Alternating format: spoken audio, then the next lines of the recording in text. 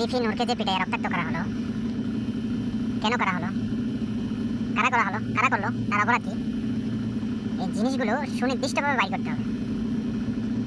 প্রশাসনের ভিতরে, সেনাবাহিনীর ভিতরে, পুলিশের ভিতরে যে পেশিবাদের দালাল যারা এখনো পর্যন্ত রয়ে গেছে তাদেরকে চিহ্নিত করে, নিপুণভাবে তাদেরকে চিহ্নিত করে একদম তাদেরকে সরকারি চাকরি থেকে বহিষ্কার করে, সরকারি চাকরি থেকে তাদেরকে একদম নিষ্ক্রিয় করে তাদের যোগ্যোপযোগী তাদের জন্য শাস্তির ব্যবস্থা করতে হবে। তা না হলে বাংলাদেশে কোনো শান্তিপূর্ণ নির্বাচন হবে না, হতে পারবে না এবং হতে দেবে না। আজকে বিপি নূরকে নির্দয়ভাবে পিটানোর মাধ্যমে এটা প্রমাণ করলো প্রশাসনের ভিতরে এখনো পর্যন্ত কিভাবে এই পেশিবাদের হাসিনার দোসররা বসে আছে, এটা এখনো পর্যন্ত মানুষ জানে না। এবং এই বিপি নূরকে পিটানোর মাধ্যমে তারা জানান দিল যে আমরা প্রশাসনের মধ্যে এখনো শেখ হাসিনার এজেন্ডা বাস্তবায়নে, ভারতের এজেন্ডা বাস্তবায়নে আমরা এখনো বসে আছি, আমরা এখনো কাজ করতেছি, আমরা করে যাব ইনশাআল্লাহ। এটাই তাদের বার্তা ছিল এবং এটাই তারা বাংলাদেশের মানুষকে দিতে চেয়েছিল। আর ভবিষ্যতে যারা নতুন প্রজন্মের যারা নেতা হওয়ার জন্য সার্জিস হাসনাত, যারা আক্তার হোসেন সহ এনসিপির অনেক নেতা আছে, ছাত্রদলের অনেক নেতা আছে, জামায়াত ইসলামীর অনেক নেতা আছে, যারা ছাত্ররা নেতা হয়ে আসার জন্য যারা সিগন্যাল দিচ্ছে তাদেরকে যেন তারা এই হাল করবে, তাদেরকেও এই অবস্থা করে দেবে, এটাই তাদের বার্তা ছিল। আর এই জিনিসটা, এই সহজ জিনিসটা বুঝতে আমাদের কষ্ট হওয়ার কথা নয়। হ্যাঁ, এটা বোঝার জন্য আইনস্টাইন হওয়া লাগবে না, এটা বোঝার জন্য আপনার বিশিষ্ট কোনো ব্যক্তিত্ব হওয়ার দরকার নেই।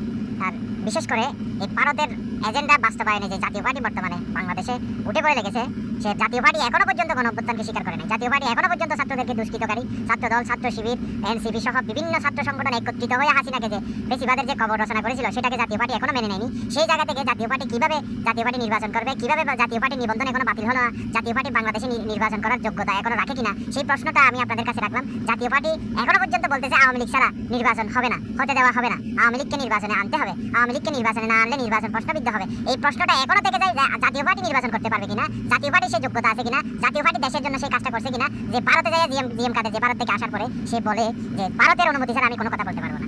সেই জাতীয় পার্টি, সেই জিএম কাদের দেশের জন্য কি করবে, এই তরুণদের জন্য কি করবে, মানুষের জন্য কি করবে, এটা দেশের মানুষ অবশ্যই বুঝতে পারে। সে ভারতের প্রেসক্রিপশন যেভাবে দেবে সেভাবে এই জাতীয় পার্টি, আওয়ামী জাতীয় পার্টি হিসেবে নতুন করে এই আওয়ামী লীগকে পূর্ণ প্রতিষ্ঠা করার জন্য, এই ফেসিবাদকে পূর্ণ প্রতিষ্ঠা করার জন্য, ছাত্রকুণীদেরকে পূর্ণ প্রতিষ্ঠা করার জন্য তারা যে এজেন্ডা বাস্তবায়নে, ভারতের এজেন্ডা বাস্তবায়নে নেমেছে, তারা এই কাজটা করার জন্য এই গন্ডগোল, হরতাল, বিপি নূরের উপরে হামলাযোগ্য, এটার ভিতরে পুরোপুরি ইনভলভ আছে, এটা তারা ঘটিয়েছে। এটা ফেসিবাদের দোসরদের দিয়ে, যে প্রশাসনে লুকিয়ে থাকা দোসরদের দিয়ে, এটা এই জাতীয় পার্টি এবং ভারতের মিলে এই ঘটনাগুলো ঘটিয়েছে। এটাই হলো সত্য, এটাই হলো বাস্তব। এখন আপনারা বলতে পারেন যে ভাই বঙ্গবীর কাদের সিদ্দিকীর ভাই কি নাম লতিফ সিদ্দিকীকে কেন গ্রেপ্তার করা হলো? লতিফ সিদ্দিকী, ডক্টর কামাল হোসেন সহ, জেডাই পান্না সহ বাংলাদেশের যে একটা সুষ্ঠু ধারার দিকে যাচ্ছে, গণতান্ত্রিক ধারার দিকে যাচ্ছে, আস্তে আস্তে সবাই একত্রিত হয়ে যে একটা নির্বাচনের দিকে যাচ্ছে, বাংলাদেশ যে নির্বাচনের মাধ্যমে উত্তরণ করে একটা গণতান্ত্রিক ব্যবস্থা প্রতিষ্ঠা করবে, সেটা সহ্য করতে না পেরে জেডাই পান্না সহ এই 2018 সালের খুশিলভ, 2018 সালের দালাল, আওয়ামী লীগের দালাল ডক্টর কামাল হোসেন সহ এই বাংলাদেশে একটা দুষ্কৃতিকারীদেরকে সৃষ্টি করে এক জায়গায় আনার জন্য তারা 71 মঞ্চ নামে একটা মঞ্চ তারা উন্মোচন করেছিল। সেখান থেকেই তারা পাত্তা দিতে চেয়েছিল। সেই পলিসি ব্যর্থ হওয়ার পরে তারা এই জাতীয় পার্টির সাথে, জাতীয় পার্টিকে নিয়ে, ভারতের রকে নিয়ে, ভারতের এজেন্ডার সবাইকে নিয়ে তারা এই বিপি নূরের উপরে হামলাটা চালিয়েছে। এটাই আমি মনে করি। এবং এই জাতীয় পার্টিকে বাংলাদেশ থেকে রাজনীতি নিষিদ্ধ করতে হবে। জাতীয় পার্টি যাতে বাংলাদেশে কোনো জায়গায় কোনো অবস্থান করতে না পারে, কোনো জায়গায় কোনো রাজনীতি করতে না পারে, সেই জায়গাটা সরকারকে নিশ্চিত করতে হবে।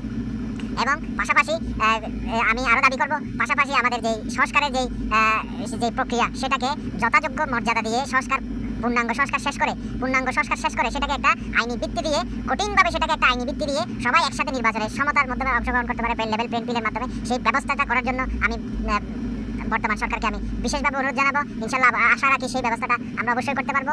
আমাদের সেই সক্ষমতা আছে। আমাদেরকে ভারতের দিকে তাকিয়ে থাকতে হবে না, আমেরিকার দিকে তাকিয়ে থাকতে হবে না। আমরা সবাই ঐক্যবদ্ধ এবং এই জিনিসটাই এনসিপি, জামাত ইসলামী, বিএনপি সহ, গণ অধিকার পরিষদ সহ আরও অন্যান্য ছোটখাটো দল রয়েছে, সব দল সবাই মিলে এই ঐক্যটা যাতে ধরে রাখা যায়, এই ফেসিবাদ যাতে ফিরে আসার জন্য আর কোনো রকমের কোনো সুযোগ না পায়, সেই জিনিসটা আমাদের একত্রিত হয়ে করতে হবে। এখানে যেন কোনো সংস্কারে যেন কোনো বাধা না আসে, এটাই আমার প্রত্যাশা থাকবে। আসসালামু আলাইকুম।